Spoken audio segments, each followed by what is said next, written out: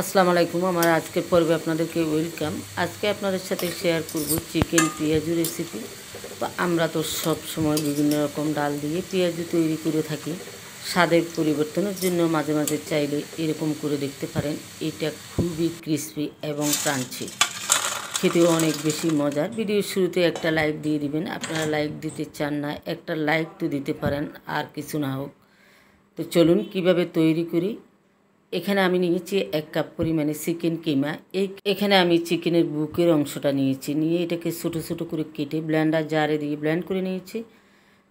তো এখন আমি এখানে দিয়ে দিচ্ছি 2 টেবিল চামচ বেসন এবং 1 টিস্পুন পরিমাণে চালের গুঁড়া, 1 টিস্পুন পরিমাণে কর্নফ্লাওয়ার, সাথে দিয়ে দিচ্ছি 1 টেবিল চামচ টমেটো সস। এবার দিয়ে দিচ্ছি 2 টেবিল চামচ আলু কুচি। আলুটাকে একেবারে মিহি করে গ্রেট করে নেবেন, একেবারে কুচি করে নিতে হবে। স্বাদ মতো লবণ দিয়ে দিলাম। দিয়ে দিচ্ছি 1/2 টিস্পুন পেঁয়াজ বাটা, 1/2 টিস্পুন আদা এবং রসুন পেস্ট, 1 টেবিল চামচ কাঁচামরিচ কুচি, সয়া সস, ফিশ সস দুটোই দিয়ে দিলাম।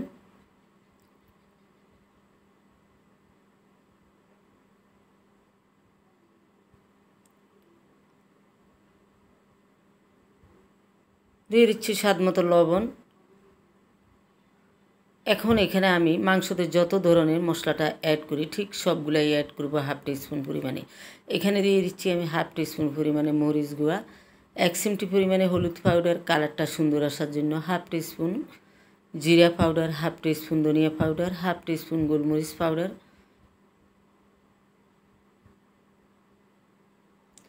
1/2 টিস্পুন চাট মশলা। এই চাট মশলাটা অবশ্যই দেওয়ার চেষ্টা করবেন, এতে করে টেস্টটা অনেক বেশি ভালো আসে।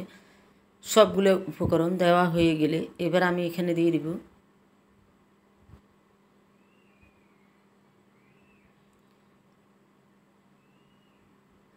2 টেবিল চামচ পেঁয়াজ কুচি। পেঁয়াজটাকে মিহি করে কেটে নেওয়ার চেষ্টা করবেন। তো সবগুলো উপকরণ আমার দেওয়া হয়ে গিয়েছে। এখন আমি হাতের সাহায্যে ভালো করে মাখিয়ে নিচ্ছি। আপনারা চাইলে এখানে ধনিয়া পাতাও অ্যাড করতে পারেন।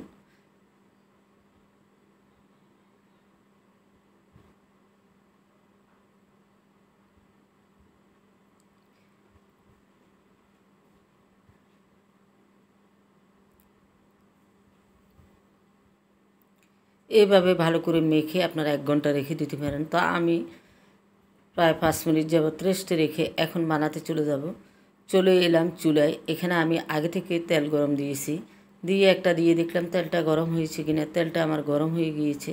এখন আমি ঠিক ছোটো ছোটো পেঁয়াজুর আকারে তৈরি করে নিচ্ছি।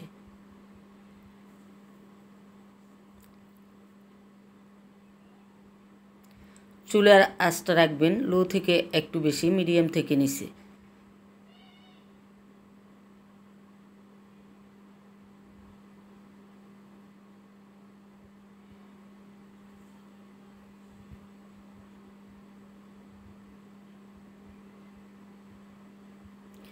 আপনাদের প্রতি অনুরোধ রইল, যদি এই রেসিপি ভালো লাগে চাইলে চ্যানেলটি সাবস্ক্রাইব করে রাখতে পারেন। সাবস্ক্রাইব করে পাশে থাকা অল অপশানটা প্রেস করে দেবেন, এতে করে যে কোনো রেসিপি দেওয়ার সাথে সাথে নোটিফিকেশান পেয়ে যাবেন।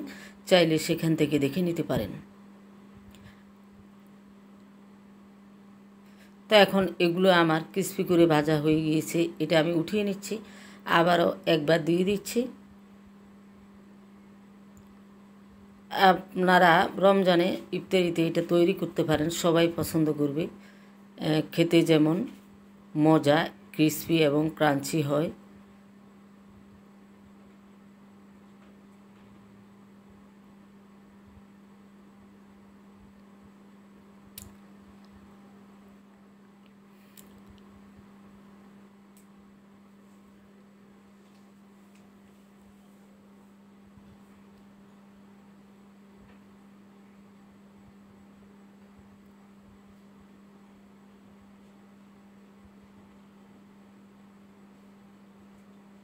তো এইভাবে করে এপিট ওপিট করে আমি ভেজে তুলব সবগুলা। এইভাবে করে সবগুলো আমি ভেজে নিব।